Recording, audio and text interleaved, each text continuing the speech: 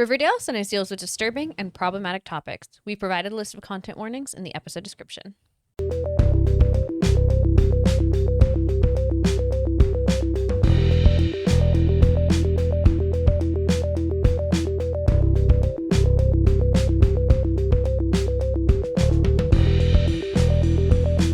Hello and welcome to Dead Ends. I'm Emily. I'm Brenton. And we have 2 new episodes of Riverdale for you. We are back to Riverdale.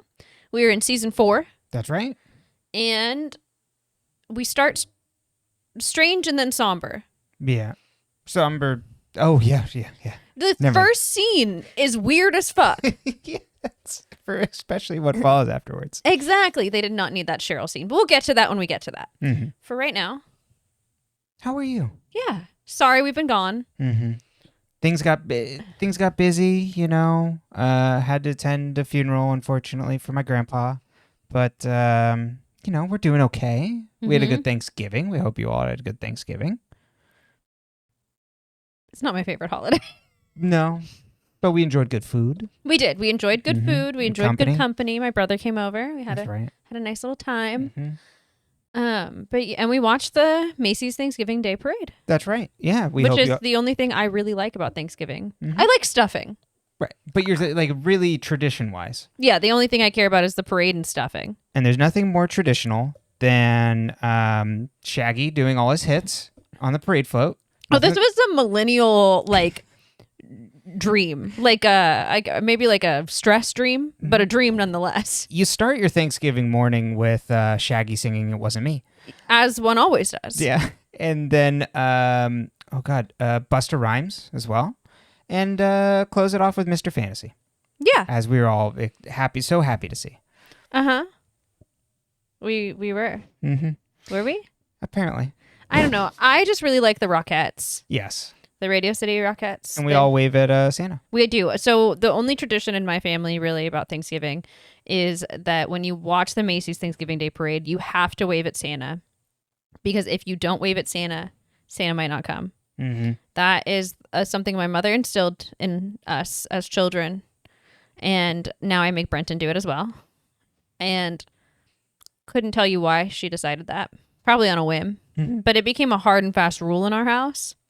To the point where my mom, when you call her on Thanksgiving, she's like, well, did you wave at Santa? And you have to tell her you waved at Santa. Right. Some years I've recorded myself waving at Santa to make sure she knows. Like, proof. It's important in my family. Cover your ass situation, you know. And that's how you can tell that in my family, the only holiday we care about is Christmas. Because on Thanksgiving, we're welcoming in Christmas. We're waving at Santa. That is what we are doing on Thanksgiving. Yeah, Thanksgiving in a lot of ways is like, poof, well, all right, now we're into Christmas. Thanksgiving is stupid. It's a ridiculous holiday. I fucking hate it. I don't even like what it stands for. I mean, the way we've washed it into being about gratitude, sure, okay, whatever. But I like gratitude. I got a gratitude practice, but you should be grateful every day. Yeah, you suspect. You should be grateful every day for the things that you feel grateful for. You don't have to be grateful for things you're not grateful for. You know what I mean? Gratitude shouldn't be forced. I don't know. But we know which one of you aren't grateful. You sound like my mother. That's what I was going to say. You sound like a parent. You and my mom and Santa are all in a group text, apparently, because good Lord, y'all sound mean. But yeah, I don't fucking like Thanksgiving. Yeah. It's nice to have the couple days off, and that's about it. But then it just became all about like Black Friday and shopping and capitalism, which what we did instead today is Black Friday. We went shopping in our town locally, and we live in a really cute little town that has a bunch of small businesses. So we went out to support a bunch of small businesses today. Yeah, we're very lucky. We are very lucky. I recognize that most people do not have that in their town. Mm-hmm. And also that most people may not have the transportation to get there or the means. Like, there's lots of reasons for why people have to use big corporations, and I'm not going to shame anyone for how they have to shop to make sure they stay alive, because it's capitalism and we're all struggling. Right. But aren't we grateful for that? Capitalism? Our downtown shopping. Oh, no, we are grateful for our downtown shopping. Mm-hmm. We have the cutest little bookstore. We have a comic book store. Mm-hmm. We have a little like bath stuff and like cutesy like stuff like that store that also sells jelly cats. Not a lot of jelly cats though, but some. They have a lot of the croissants. I really wanted some like variety, and I was like, it's a lot of bunnies. Jelly cats are stuffed animals. Just they're like they know what jelly cats are. Oh. Apologies.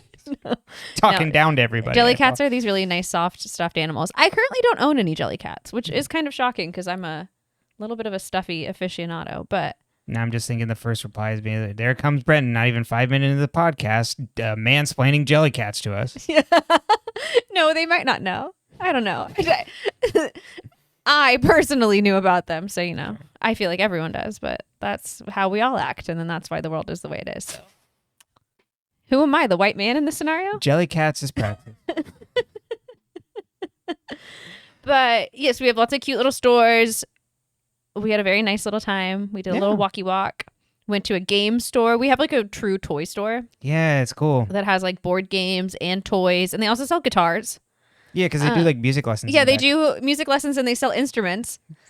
It's really cool. It's really interesting. Mm-hmm. Maybe we should take music lessons. I bet I could take piano lessons. You totally could. I mean, there was a guy who like walked past. He's like, "Oh, I was hoping that was empty so I could just go play the piano." And it's like, "Oh yeah." He's like, "It looks like someone's gonna like set up in there." We're like, I don't know. They're like, "I think someone's doing lessons," and we're like, I didn't know that's what that door opened to. But you could. Yeah. But you could. Yeah, I'll have to find out. Maybe that's something I'll do next year. They had a lineup of teachers at the front. Oh. Yeah. I get overstimulated by all the cute little things. That's a small town, and so all the buildings are these. It's like a true downtown on the ocean, and it's like a little waterfront. And so you walk down the street towards the water. And so the buildings are unreinforced masonry, which we live in California. So that means that when there's an earthquake, you don't want to be in that building. But there's signs by the entrances to all the buildings like, hey, might not want to be in here if the ground shakes, basically. Which is crazy because if you didn't know this, if you don't live in a place with earthquakes, normally what you want to do when there's an earthquake is you want to duck down, you want to get under something sturdy, like your desk, whatever.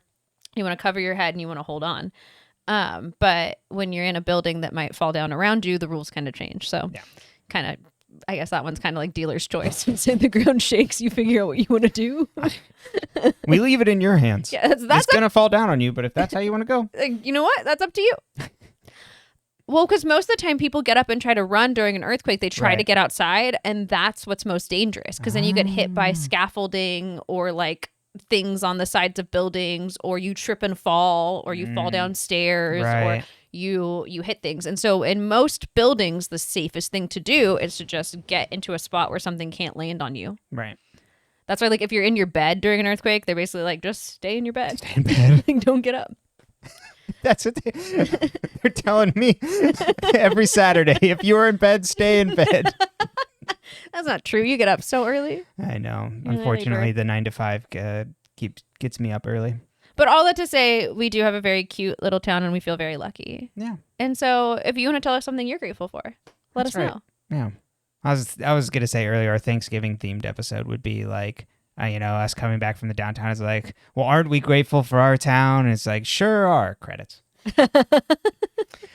Well, should we get into the cast this week? Let's do it. All right.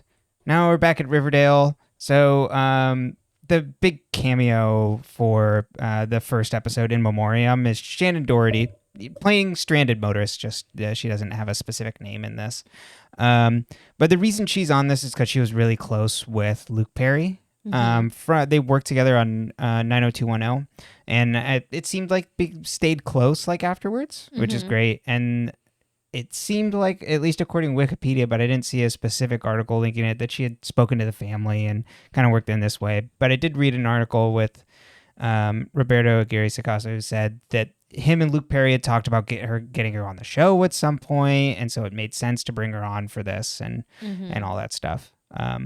But in terms of who she is, like her background, she was Jenny Wilder in Little House on the Prairie. Anybody know that? Heather Duke in Heathers. Brenda Walsh in Beverly Hills 90210 and subsequent sequels. You'd think they would have gotten her for the Heathers episode. That's true. But it was Heathers the musical, and So she was in not Heathers the movie. Yeah. Maybe it just hadn't worked out at that time, but it floated it, Maybe. Because that's what it kind of seemed like, that like him and Luke Perry were like, oh, she'd be great. And things just didn't happen.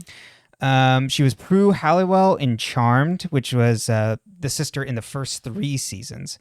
And so I note that because it seems like she had she could be a difficult person to work with on sets. She was very contentious with another cast member on 90210, like very famously. she was also like, I think probably partly victim to press things of like, oh, she's like a wild party girl in the 90s. And then the reputation precedes the person, and the person begins to behave like if they're going to act like I'm this way, why wouldn't I? I mean, I'm just making assumptions, but yeah. And it seems like she was also not showing up on time and things like that. So in Charmed, she was in the first 3 seasons, and it seemed like that it was the big rumor is that she didn't get along with Melissa Milano. But she died at the end of season 3, and she directed the episode in which she died. So it cool. seems like there was at least like some like amicability there of like, all right. And she died from cancer at age 53 on July 13th, 2024. So also, whoa, I didn't know that. Passed young. Mm-hmm. How sad. Yeah, no. So yeah, it kind of could be a tumultuous person, and unfortunately also a Republican when she was alive. But, you know, sad that she died early. All right. Now on to new cast for Riverdale this season. Starting in season 2, Kerr Smith plays Mr. Honey. He began his career as a recurring role on As the World Turns. Of course. Ryder Hughes. But people would most likely know him. Again, I don't have any vision on Dawson's Creek, but he was part of the main cast on that. Oh. Jack McPhee. So part of the main 5 there. But was also in the first Final Destination as Carter Horton. Okay. And was on 10 episodes of Charmed as Kyle Brody. Next, Sam Witwer is playing Mr. Chipping. A long CV, so I'll get through a few of these. Battlestar Galactica, Smallville, Being Human, Once Upon a Time, Supergirl. But he is really known because he loves Star Wars and does a lot of Star Wars things. So that's the reason I knew Sam Witwer, because I'm like, wait a minute, holy shit, that's Darth Maul. Not Darth Maul that you'd see in Phantom Menace, but Darth Maul in Rebels, Clone Wars, so like the animated shows that came afterwards, and also it shows up as in spoilers, Darth Maul and Solo briefly. He is a really great voice actor and does his Darth Maul is incredible. He's like a really standout character in both of those series of Clone Wars and Rebels.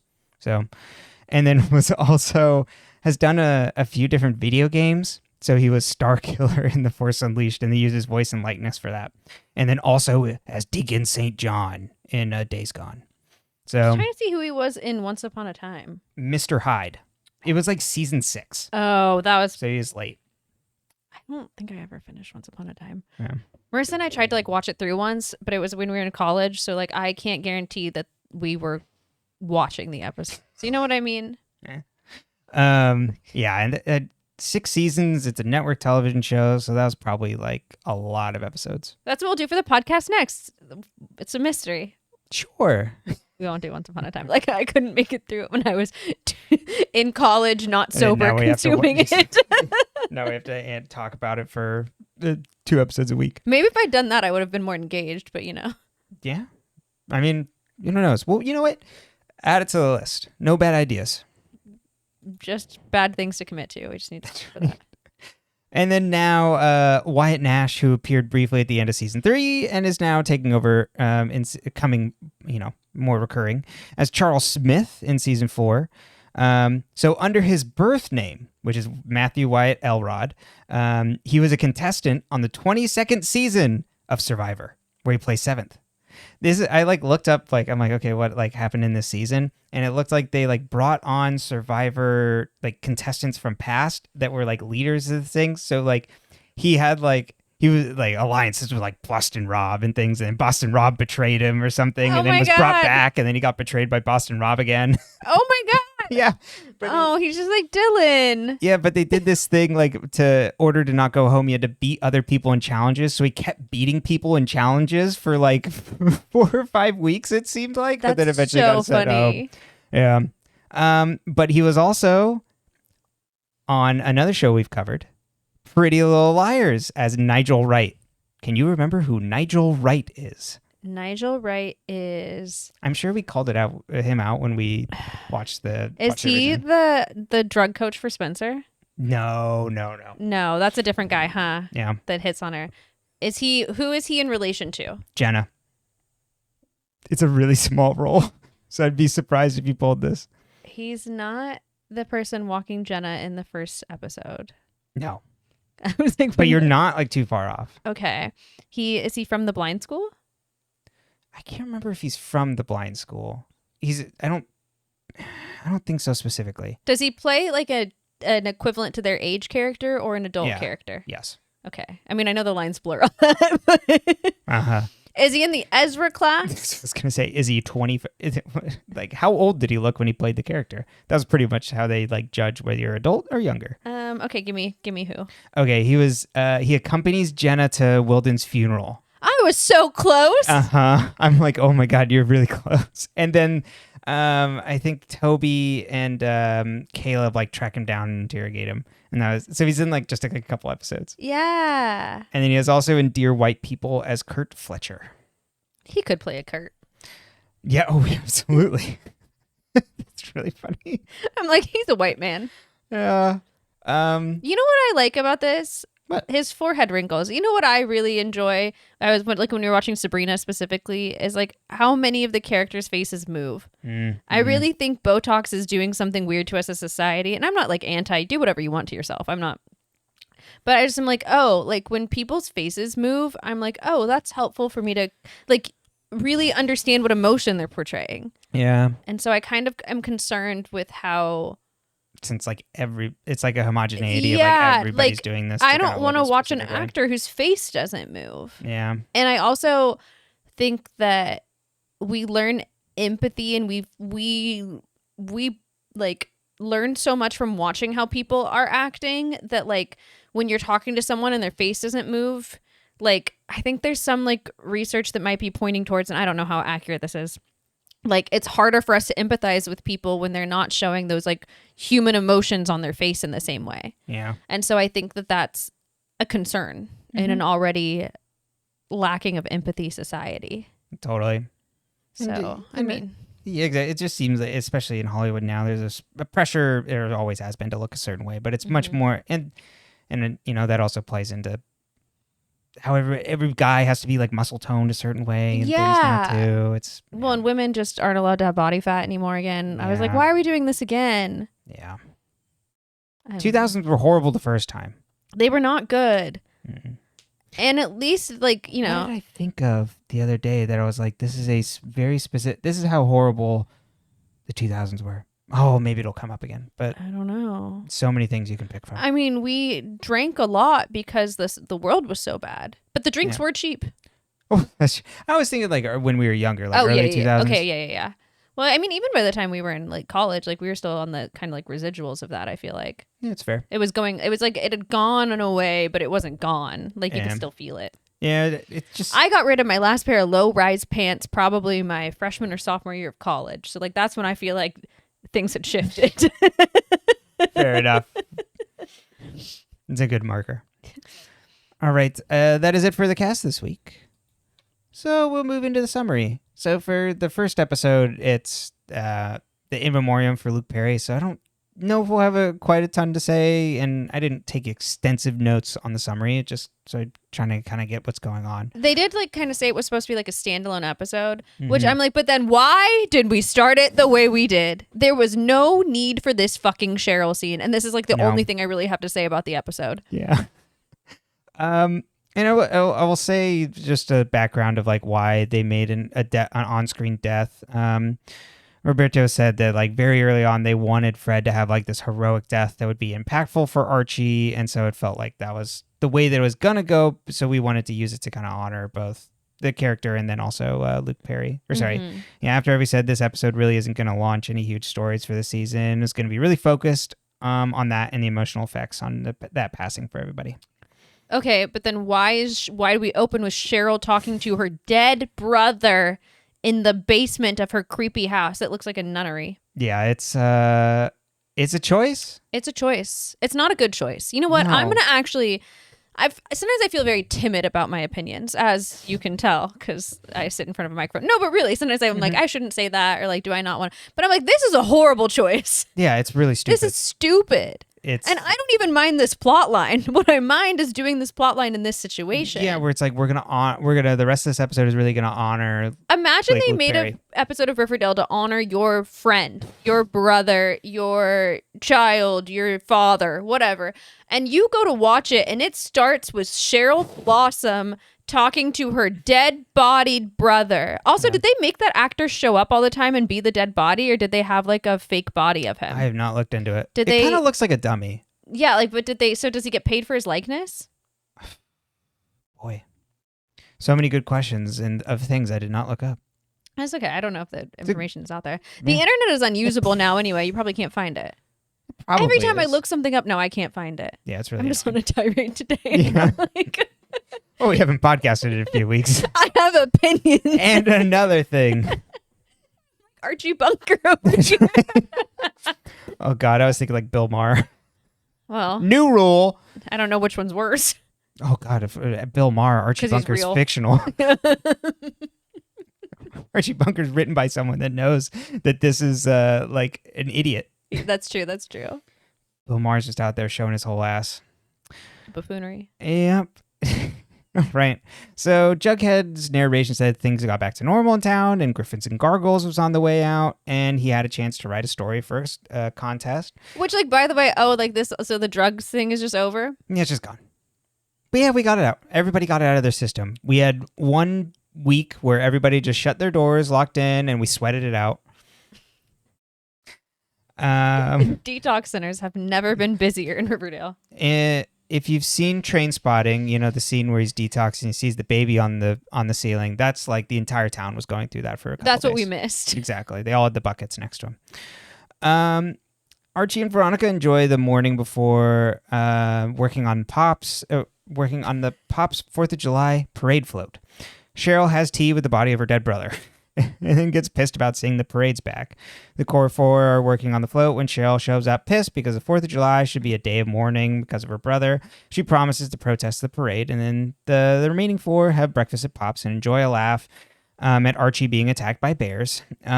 They do a lot of that in these couple episodes. Because everyone's like, what the fuck was that? But not just Archie being attacked, but like talking about like, oh God, like in the next episode, it's all like, Kevin, remember you tried to give me a lobotomy. It's Yeah, like, but that happened rather recently. yes, and same with the bears. Yeah, but the lobotomy was very recent. So she's like when he's trying, it makes sense because like if you were like, oh, I want to be friends again, and I'm like, bro, you tried to give me a lobotomy. I just say there's like a lot Like recapping for you. and like here's us calling out the craziness that happened last season. Well, and I think it's also like here are the plot lines that are probably going to be brought up again, Right. or that are impacting this This episode. yeah. Because there's a way they could do that, like Kevin and Betty aren't like getting along, and it's like, I don't know, Kevin, I don't trust you, but just not call it out. But they're like, Well, no, you tried to give me a lobotomy. I think that's what I would say though. But I'm saying there's like a way you could do that in the show where it's like without calling it out. But why wouldn't you call it out? You tried to give her a lobotomy. I know. You're telling a very grounded, like of like character, not grounded. They're trying to say like characters getting back together, but I'm like, but if you tried to give me a lobotomy, I think I'm I gonna would bring it up. yes. Just if you weren't like trying to like really reference Oh, that, like for this episode in particular. yeah, as like a writer. Oh, but like because of what this episode is. No. Oh, just, no, you're just just in general. If you didn't want to call out like how wild the show gets, Oh, I think they do it they on just purpose. lean all the way in. Yeah, Exactly. Yeah. And Archie gets a call and collapses to the ground. And we cut to FP visiting Archie and Mary. Fred was driving home and he pulled over to help someone when another car crashed into him and killed him. Andrew's organized funeral arrangements, and Veronica's there and promises to help pay for everything, and the funeral and interment will be on the 6th. The Riverdale kids all share nice stories about Fred and how much he helped people. This is where we get the new set of Archie's backyard. It's very nice. Yeah, it's real nice. It's a beautiful backyard. That's great. Archie can't sleep and finds his bedroom door open. He goes downstairs and sees his grandpa in a suit waiting at the door. He says, everyone's waiting. Where's your dad? And invites Archie to come see everyone. Archie walks downstairs to find the town plus Jason in his dining room. His grandpa says, Archie, you were supposed to bring him. Archie wakes up from the dream and he tells Veronica he has to bring his dad home. Archie calls the main four together, and Reggie brought over a hearse for them to drive from the lot. They drive all night to the town where Fred was killed. Archie asks at the police station if they found the person who hit him, and they say they're looking for him. Archie gets directions to find out where the truck is parked. They all arrive at the funeral home, and the man says it's not possible for them to bring him home. Archie calls his mom and gives her an update on the whereabouts and asks for her help giving permission to them because he won't give the body over to them because they're minors. And then Mary gets put on the phone and seems to give the funeral director an earful. Archie asks to see his dad's body. Funeral director leads them, but Archie then can't bring himself to go see him, so Betty and Veronica go in to confirm it's Fred. Archie's asked Jughead to write Fred's obituary for the register, and Veronica brings back Fred's belongings and breaks the news to Archie that it was in fact him. Cheryl and Tony go to the Andrews and express their condolences. Cheryl says she wants to do something for their family. The main four visits Fred's truck. A woman comes up with flowers to pay her respects, as she was the person that Fred was helping with her car. They all join hands with her as she prays over him. Archie talks with the friends about his dad's sacrifice and why couldn't he have just kept driving. Archie steps outside upset and gets a call from FP that they found the guy who killed Fred, named George Augustine, who turned himself in, but he made bail and was released. Archie's incensed and finds the guy's address in the phone book and leaves to find him. Archie arrives at the Augustine house and George answers the door. Archie pins him to the wall and yells at him asking what he did. And George's son says it was actually him who hit Fred. He had took the car out even though he didn't have his license. The friends find Archie. He's upset because the kid did exactly what he would have done. Use the car without permission, kind of going against the rules. Veronica talks to him alone and reassures him that Fred wouldn't be ashamed of him and that they'll bring Fred home. They drive home and FP joins them to give a police escort into town, and they find the whole town is out with signs for Fred and American flags, which is what I assume. It was the 4th of July parade. I think it's also the 4th. Like, they come back on 4th of July. Right. And I assume that's what Cheryl did for the family, right? No, it's the fireworks. Oh, the fireworks. Because the Blossoms used to sponsor the fireworks. Thank you. The funeral for Fred. Archie gives the eulogy about how important he was to the town. Veronica goes to pay for the funeral, but apparently Hiram paid the whole bill. Betty visits her dad's grave that has bottles around it, and spray painted on it is Black Hood Burn in Hell. Jughead appends the obit, and we see people around reading the article, including Hermione in jail, Hiram in jail, and Alice in some undefined room. Later that evening, Archie finds all his friends in his backyard and they launch fireworks. Archie talks to Veronica about honoring Fred's memory every day. And the episode closes with Archie visiting the jalopy and crying, and the camera pans over to a picture of Archie and Fred. Okay, so the only thing I really think we could pull out of this that was kind of fun and interesting is the father-child dynamics in it. So we have Archie seeing himself in the kid that killed his dad and that really messing with him. Mm-hmm. But we also have this honorable versus dishonorable father. So Fred was a very honorable character. That's the whole point. He was the best as a person parent. Yeah. As a human being. I don't know if all his parenting decisions were the best. And none of these parents are doing a great job. It depends on FP's sobriety and mood, because FP just changes with the wind. But Fred put a lot of trust in Archie, and sometimes he maybe should have been a little bit more on the ball. Exactly. But regardless. So we have this honorable father of Fred. We have the honorable father of the dad that is protecting his son. We have Hiram, who's a dishonorable person, but paying for Fred's funeral because Fred was such an honorable man, because he caused him so much strife. We really don't know. Is it some sort of way to get at Veronica? We don't really know. Yeah, my read was probably this is because it's kind of like a tip of the hat. Almost. He was a good man. Mm-hmm. We had our qualms, but he was a good man. Exactly. He had a relationship with my wife. Yeah. He was a good man. And then we show what I thought was more interesting even was Betty going to her dad's grave. And it's Fred had this beautiful honorable celebration of life. There was a parade. He was this great person. He did all these wonderful things. Everyone's crying at his funeral. And then you go to her dad's grave and there's empty bottles and it's been graffitied. And it's this dishonorable person. And he was a horrible father and a horrible person. But and I think what's really interesting too is there's times where Betty basically kind of doesn't say but alludes to, it's well, Fred was basically my father, because he was Archie's dad, and they were best friends and they grew up next to each other, and he helped take care of her in many ways. And she built the jalopy. Doesn't get credit again in this episode. I'm just saying.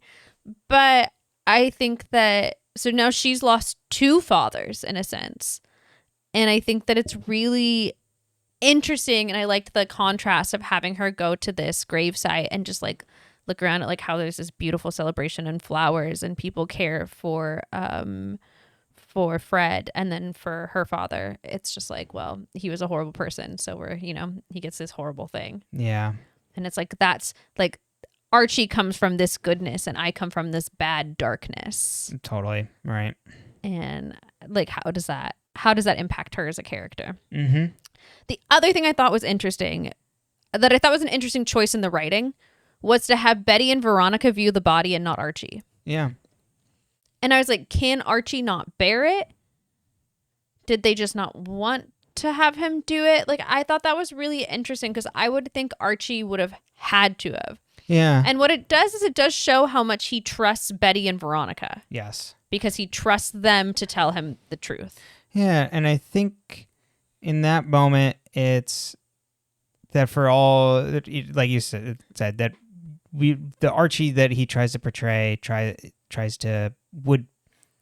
you would think that he would try and go see the father, but in his dad, but in that moment he couldn't bring himself to like go look at his body and realize that his dad is actually dead. So he's in denial a little bit. Yeah, exactly. And he can't quite come to terms with it yet. And he knows he can't see it. Like I think he knows like seeing it will like break him in a way. Yeah, exactly. It would make it real. Right. And I think that's why I was talking about with your grandfather's funeral and just funerals in general, like, because I was raised Catholic, which was, for the most part, there weren't a lot of cremations where I grew up, because for a long time in the Catholic Church, they were anti-cremation. I'm pretty sure. Don't quote me on this. And so I went to a lot of open casket funerals and rosaries as a child, because that's just what you do with your children, I guess. I don't know. In hindsight, I don't know how normal that is, but I went, I was around old people. I went to a lot of funerals, mm-hmm. and it's very real when you see the body, even though like there's a whole lot going into like how they set people up in the casket, and it's not quote unquote natural, but like you see the body and it does give you, like, I remember when my grandfather passed away when I was 8, my mom took us to do like the viewing before whatever, because she wanted us to like get it in our heads that it was real before the rosary and like before we had to deal with people, because it's so hard. I think it's one thing to be like, well, they're just not here, and then it's another thing to be like, oh, that's them and they're not there. And so I kind of wish they had done that, not like showing the body, obviously. Yeah, I think that's a very good choice not to. Exactly. No. But I think like having Archie see it as real would have been like a really impactful scene. And so I found it interesting that they didn't do that. Yeah, because I think that the rest of the episode is that he runs away from it and tries to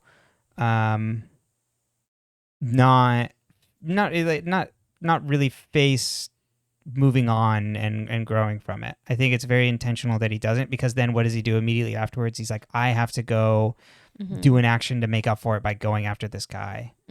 So they play a different tact with it. Yeah, I just thought it was an interesting like choice. I don't know.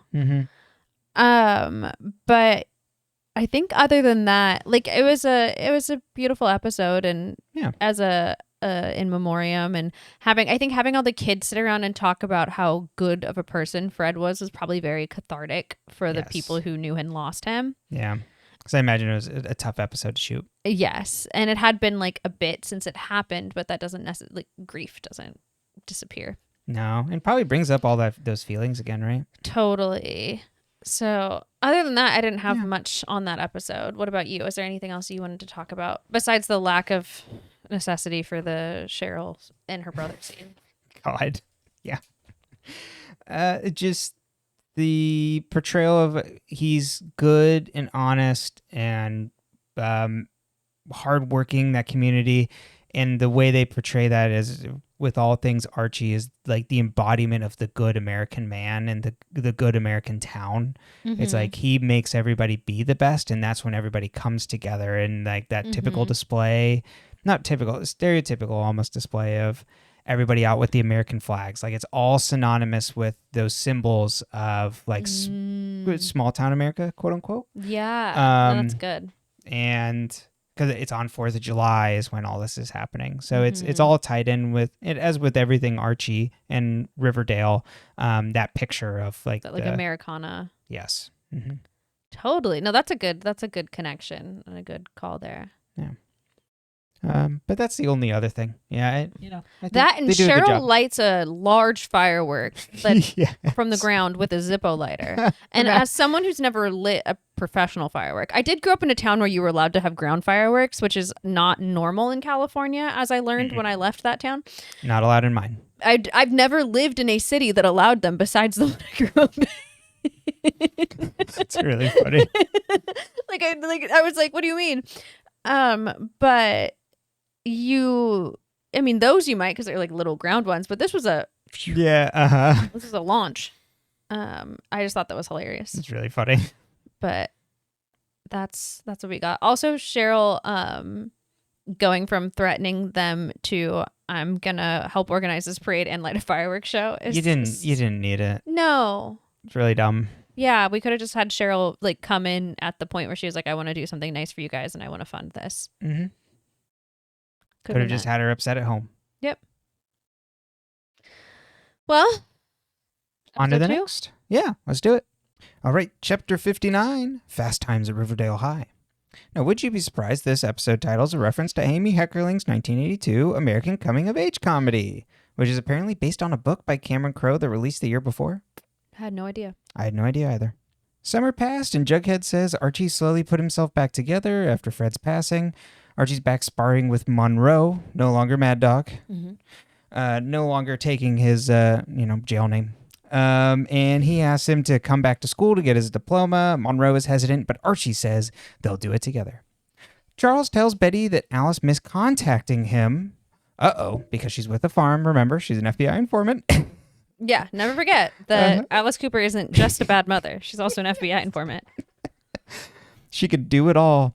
But he'll keep it in contact with Betty when she does. I think that's as far as it goes in. That's our keyboard tray. Mine goes in all the way. Oh, really? Mine does not. Interesting. I'm so sorry.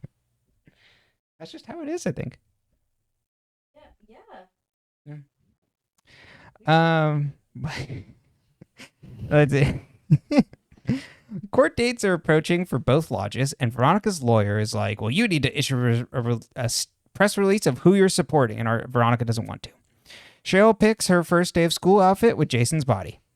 The main four lament the start of their senior year, and then the pair go off to hook up with each other and get some fan service for everybody to start the season.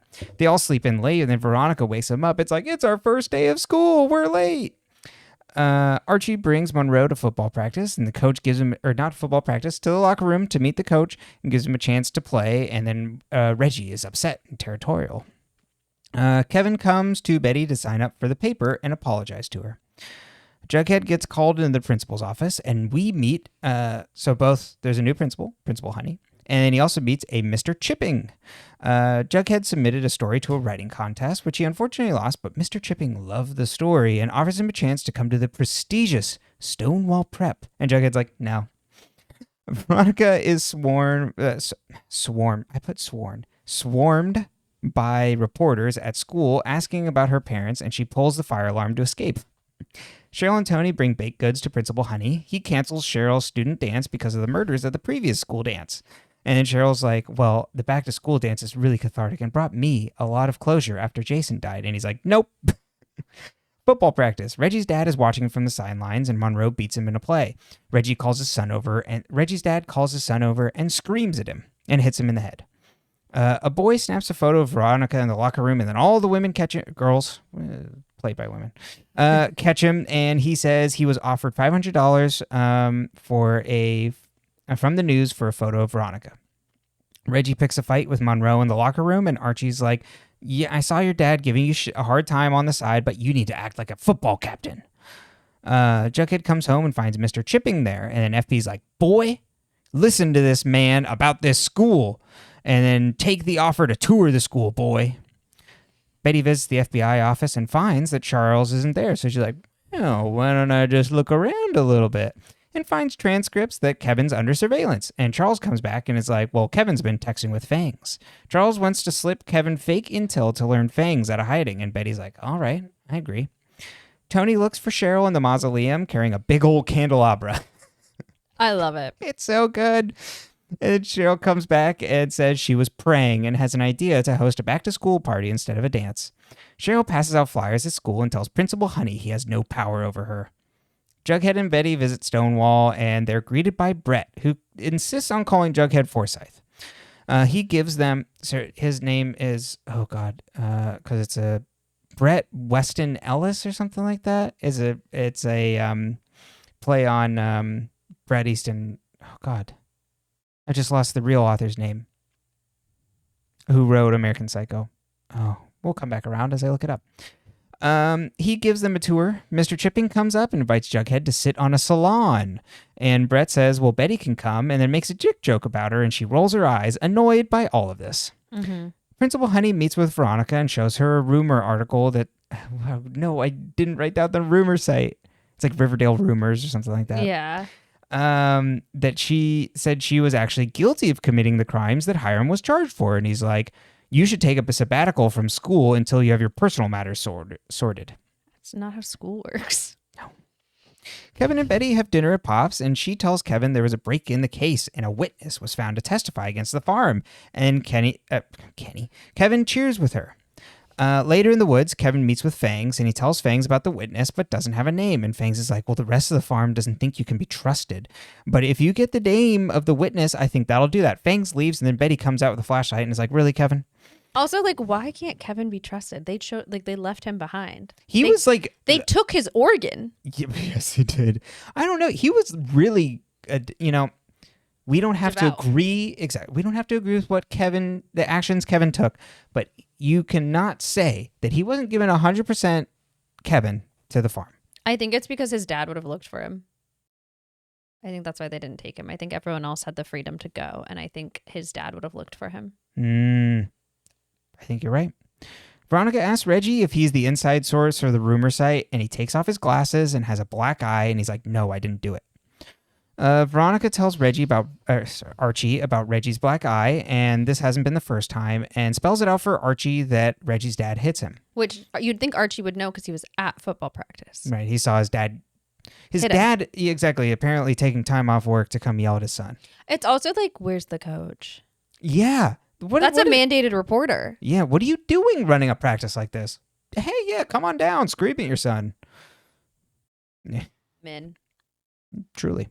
And we know a lot of football coaches let a lot of shit slide. Mm-hmm. Kevin is interrogated by Betty and Charles. Kevin swears he's not part of the farm. He was all alone and nobody was with him anymore. And at least Fangs texted him back and he just needed a friend. Betty and Charles leave Kevin in the room and Charles is like, this kid's useless. Well, actually, he's a little kinder. He's like, this kid's useless. We need to cut him loose. He's traumatized. He's not going to help us. Football practice. Reggie goes to catch a pass and gets taken down by Monroe. Reggie's dad then yells at Reggie, and Archie comes up and yells at Reggie's dad, and then Reggie gets in Archie's face, and they start fighting. Jughead visits the salon at Stonewall Prep and meets the other 3 members of the group. Jughead speaks up absent-mindedly about Moby Dick and gets called on to talk more about it, and then stunts on all of them, and he's like, Veronica meets with Hiram at prison and asks why he leaked the story, and Hiram's like, well, I just told the truth because it's your crimes. And it's like, I don't want to pay for your crimes and deal with it. And this when it cuts to the party scene where Cross Me plays. And that's how you know the time is 2019. Or, yeah, 2019 when they were filming this. Yeah. Boo-doo-doo. Cross Me. Christian has like a strange fondness for this song. It's so stupid. Cross her. Yes. Then he crossed me. I love how dumb it is. Mm-hmm. It's a moment. It is. Brings me back. Exactly. It does bring me back. That's crazy that was 6 years ago. I know. I was like, oh my God, I forgot all about this song, and I thought it was yesterday. Never forget about this song. It gets stuck in my head all the time because of you. Do-do-do. Ed Sheeran on the track. It's Cheryl's party. She promises to the entire party that she'll take down Principal Honey. Betty and Jughead talk to Veronica about Stonewall, and Veronica's like, there's nothing worse than Stonewall. You're going to be miserable, Bear, Jughead. And then Betty's like, well, just give it a chance. Reggie tries to find a bathroom in the mausoleum. This is classic high school kid. I love this scene because he's just like, well, yeah, there's a long line, so I'm just going to go rooting for your house for somewhere to pee. There's got to be other bathrooms. Yeah. But he's like, and then he's like going down the sketchy mausoleum, and then Cheryl catches him and is like, what the hell? And pulls him away. Betty finds Kevin sitting and drinking alone, and she apologizes for interrogating him. And she's like, okay, I'm going to tell you something. My mom, she's an FBI informant. We're all like, Betty, girl. And he's like, don't. And she's like, I trust you, and ask Kevin to give Fangs a fake name to Edgar, and she gives Penelope Blossom, and Kevin agrees. Reggie tells Cheryl to kick out Monroe, and Cheryl doesn't listen to him because she's like all pissed at him. Reggie's like, you should get rid of this kid that nobody knows. And then Cheryl's like, how about I get rid of you? Mm-hmm. And then FP arrives as the cops and tells them all to go home. And Cheryl's like, what are the charges? And he's like, well, someone named Honey called in a noise complaint. She's like, Arr. Which is really funny, like that Cheryl is just like, FP, on what charges do you have to break up this party of teens drinking? I mean, it's private property. That's fair. That's fair. But what are you doing? Why are you here? Yeah. Archie asks Reggie about the black eye, and Reggie comes clean on the abuse he suffers and jealousy of Archie's relationship with his dad. And Archie asks how he can help, and Reggie's like, it's on myself to take a stand. They visit Reggie's garage, and maybe I just have brainworms about Ferris Bueller because I saw it so many times as a youth, and I really like it. But I feel like this is like copying a lot of words directly from the end when Cameron beats the shit out of his own dad's car before it like falls out the back and crashes. But that's essentially what happens in Reggie's garage before he bashes the windshield in of his dad's Corvette. I think Cameron's dad even has a Corvette.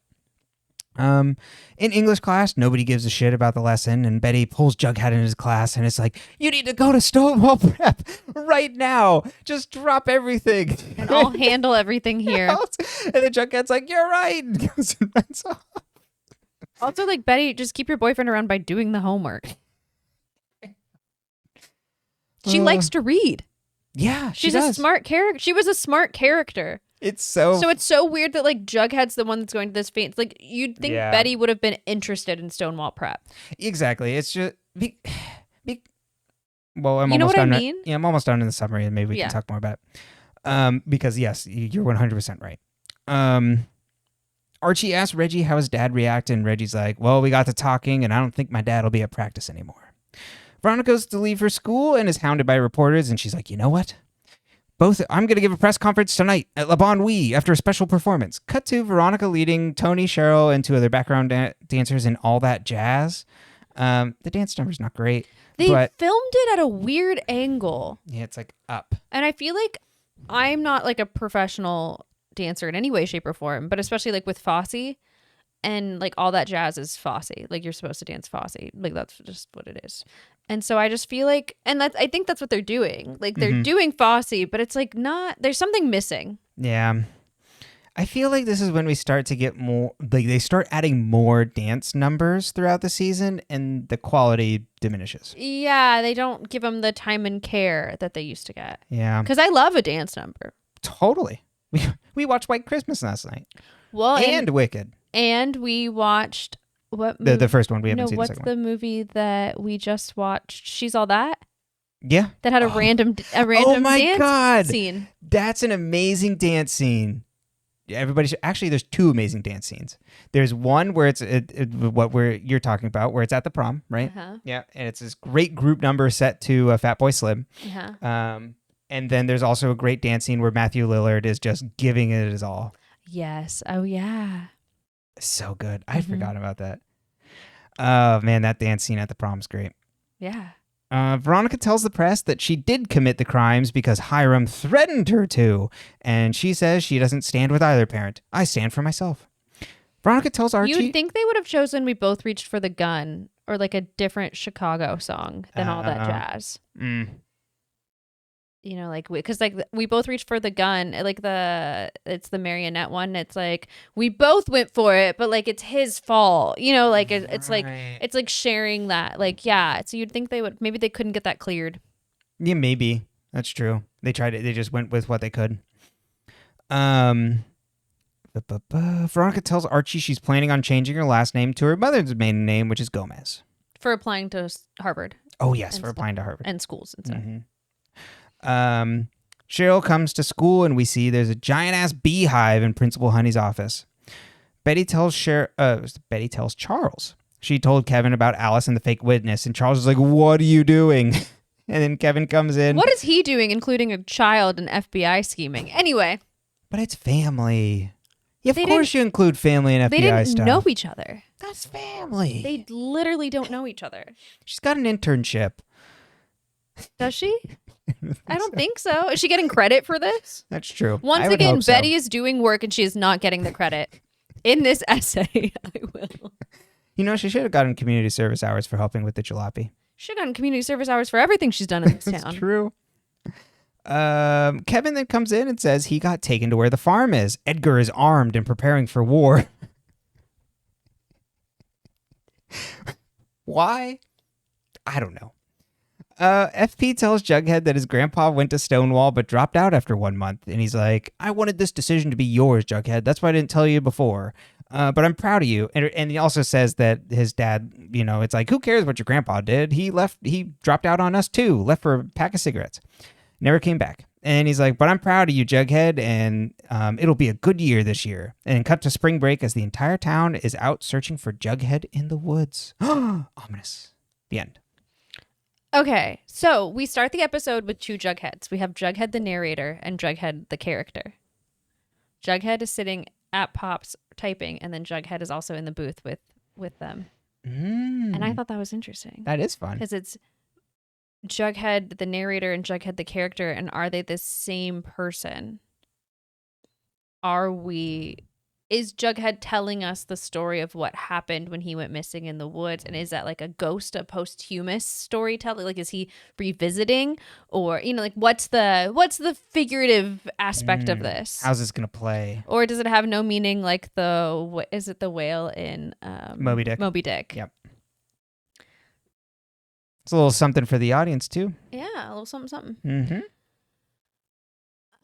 I like introducing Monroe to the school. I think we need some new students because we killed off a bunch of them, and like we sent a bunch of them off with the farm. Like we lost people. Yes, we did. And I think he has a compelling storyline of like, Jesus Christ, he's been through so much. I think it's weird that the FBI doesn't know where the farm went. I don't understand how that happens. He like, why weren't they tracking this man? Apparently, yeah, it was like they were just relying on Alice, and it's like, ooh, they got caught there with their pants down. And it's like, you're tracking Kevin. Wouldn't you be tracking the I feel like people you'd at the be able farm? to check his phone or something. But I mean, he's not going to the farm, so you know, even then. No, I meant like not Kevin, but like if you're wasting the resources to track Kevin, wouldn't you also be tracking like someone who's actually part of the farm? Right, and why wouldn't Alice tell him where it is? I don't think she's gone quiet. She's gone dark. She can't tell. So the entire time she's been here, she hasn't been checking in? I think, I don't know, like, if that's like, because he's like, he's like, I haven't heard from her at the end of like the last episode. Right. So like, so this episode when they're coming back, he's like, I still haven't heard. That's how I interpreted it. Because I thought when he said that, I'm like, she like recently went dark? Yeah, I think they're just like reminding us that she went dark. I see. But I'm not because certain. No, that would make sense because coming back to the season, it's hey, here's where we're at. I want to know like why Mr. Honey's name is Mr. Honey, because I kept thinking of Miss Honey from Matilda, who is obviously the nicest of the characters. Right. And this is a mean man. Mm-hmm. Runs like a tight ship. He's like Miss Trunchbull. Yeah. Uh-huh. He's gonna spin someone by their pigtails. Anyway, I just thought it was I was like, I wonder if there's like a literary reference I don't know, or I'm not thinking of, you know? Yeah, interesting. Because I don't think it's a Matilda reference. Contrary to what I would write. Could be the inverse or something, you know? That's true. Mr. Honey. Yeah. I mean, a lot of people are asking in Matilda, is there a Mr. Honey? Have you read Matilda? You're supposed to have read Matilda. I have read Matilda. I wouldn't have married you if you hadn't read Matilda. That was my favorite book as a kid. Mm-hmm. It was my first chapter book. Yeah. Got a beautiful edition. I do. I have like 3 editions of Matilda. But my favorite is the original one I had. That's the one I read, I think. The one that's falling apart? I think so. Probably said you have to read this one. It's got hot chocolate stains on it. It's important. So let's talk about Stonewall Prep. We didn't know this school existed until now. Mm. They didn't. Like, I'm kind of surprised it's not more in universe. Like, it's not like a Baxter High or another. I know maybe it's in the comics, I presume. Yeah, maybe. But where was this prep school when we had to get rid of the high school, the local high school, and like it's a prep school, but it's a boarding school.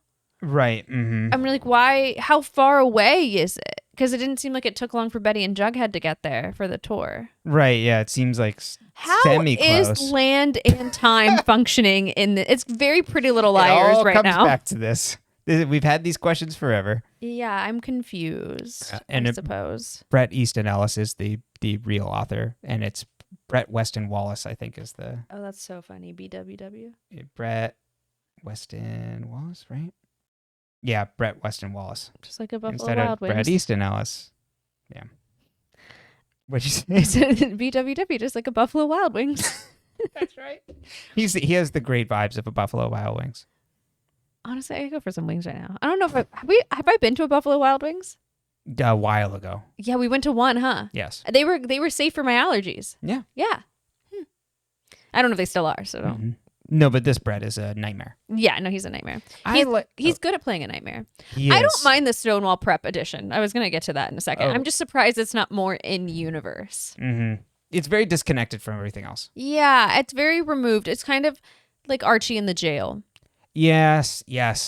So what I think they've done is like, so you can only have so many plot lines and you have to have friction between characters. So like, okay, what's a way that Betty and Jughead can now have the same kind of sort of issue as Veronica and Archie, where one is no longer like your physical proximity is now messed up. Also, does that mean that Betty's just living with FP and Jellybean? And because like they're in her room, they're staying in her room. So yeah, like that's hilarious.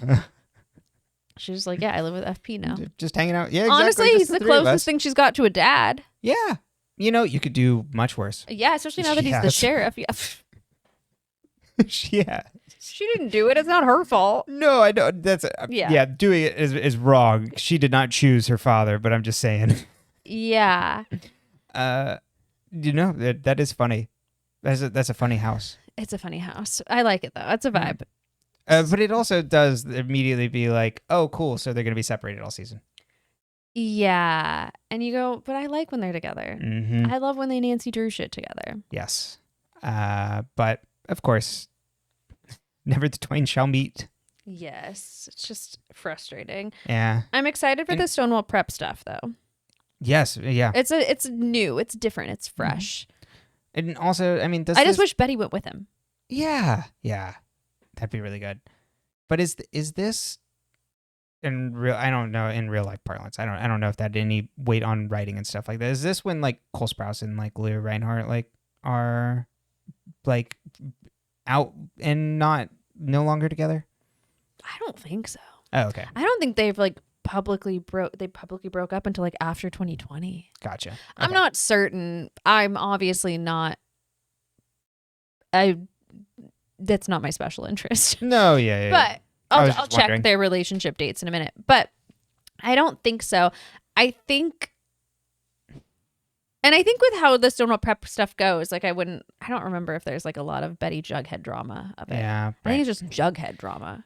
No, I think just the separation. And totally. I mean, even before we've talked about how frustrating it is that they keep separating them. Yes, exactly.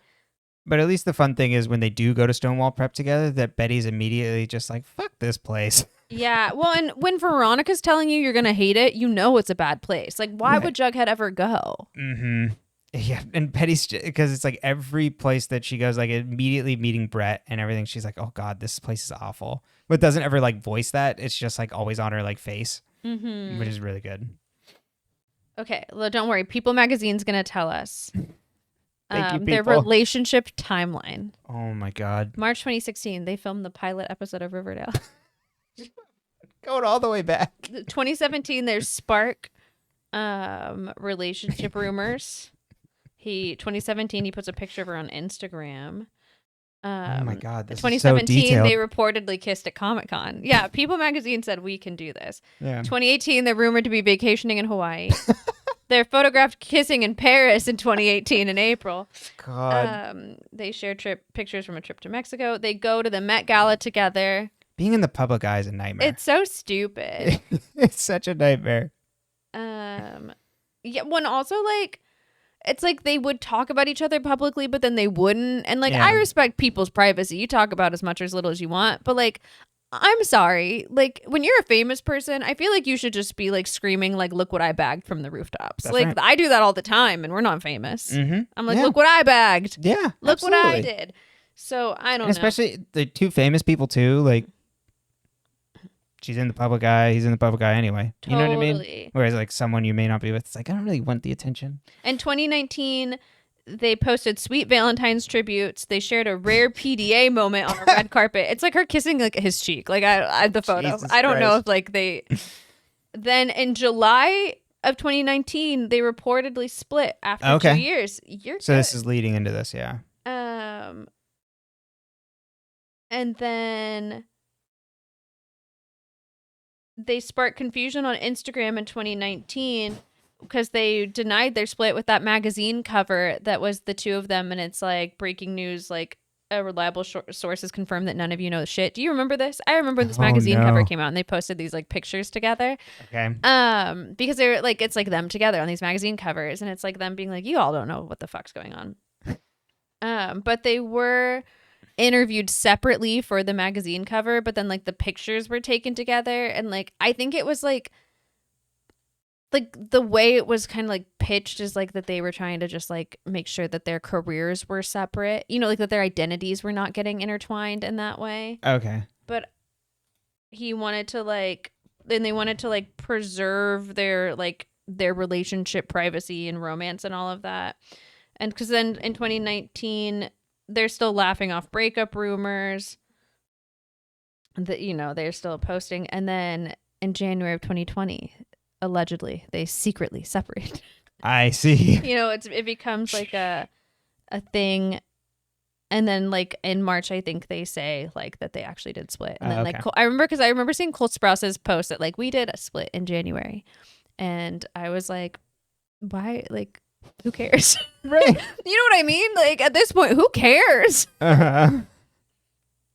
That's really funny. You know, and then there's drama.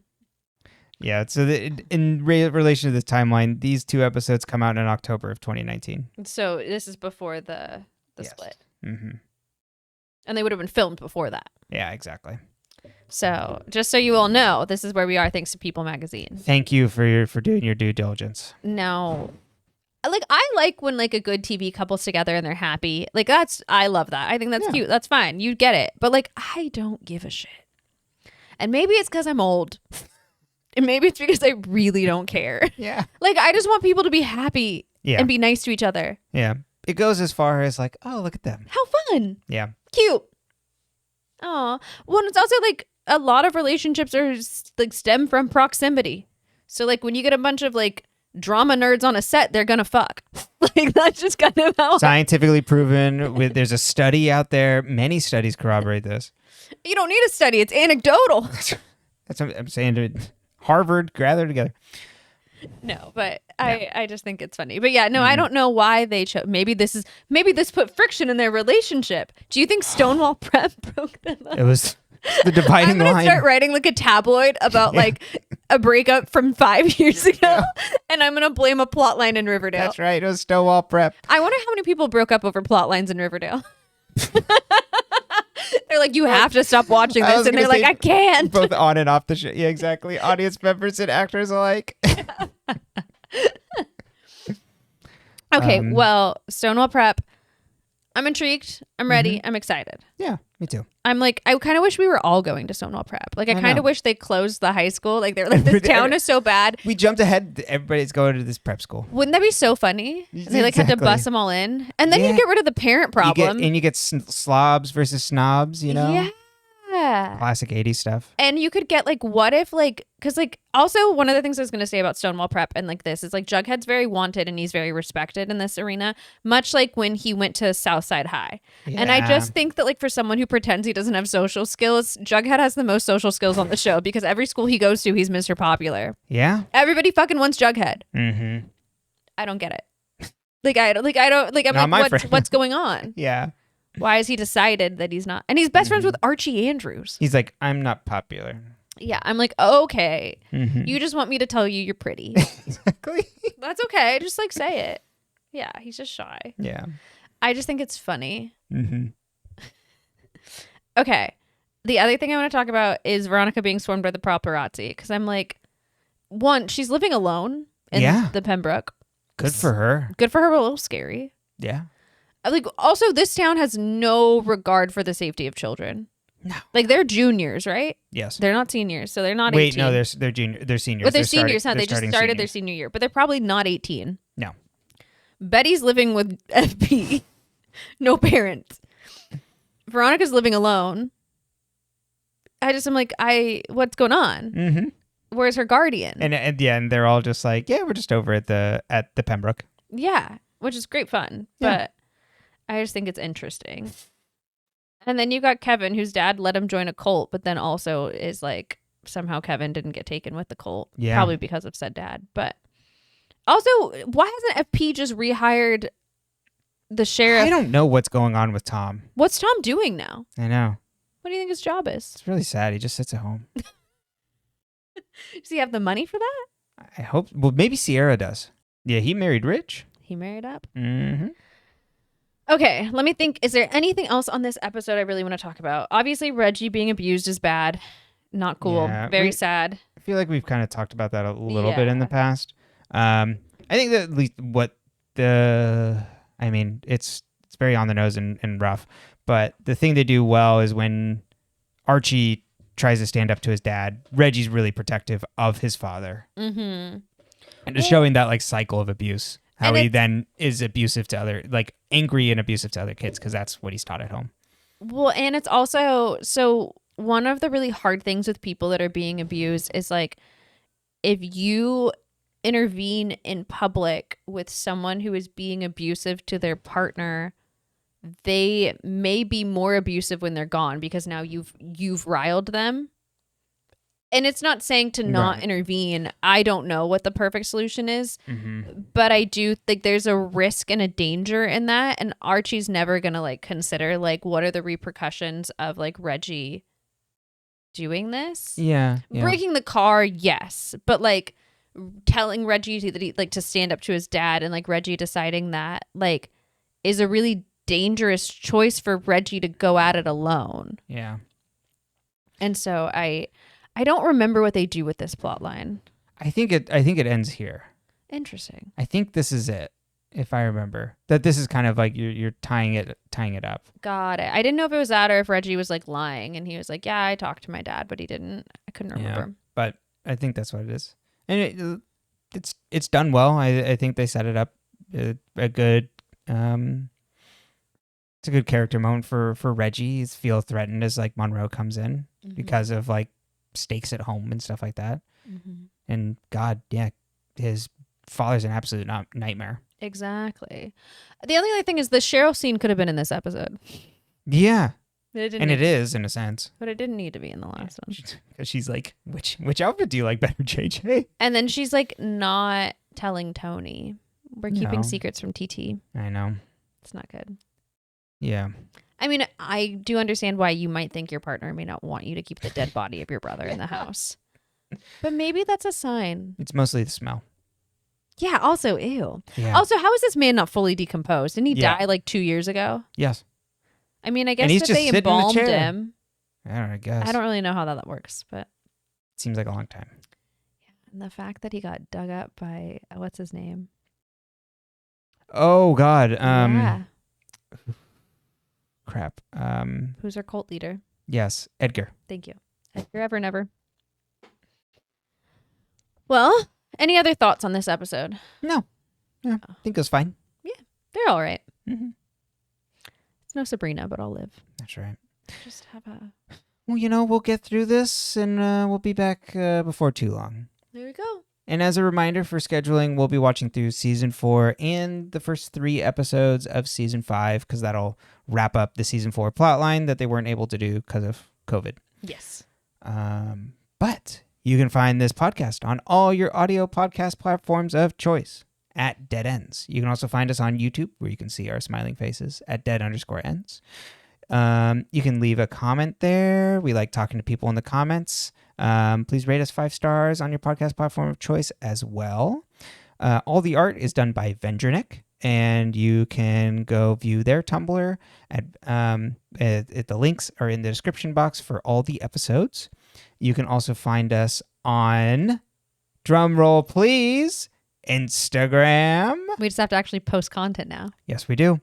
Instagram now, and then so that's at Dead Ends on Instagram. The user at is deadendspcast. It might be an easier way to find it. Did you link it in our link tree? Yes, I did. Okay, perfect. And it is on our YouTube and podcast website. Perfect. And then we're also on Blue Sky at dead-ends. And then you can also write in an email to deadendspcast@gmail.com. Well, I think that is it. So, we don't fit in. and we're not gonna fit in. Glad I remembered it. Yeah, I was a little worried he didn't. I know. Landed the plane. We love you all so much, and we hope you're healthy, happy, and safe. Love you so much, and stay safe.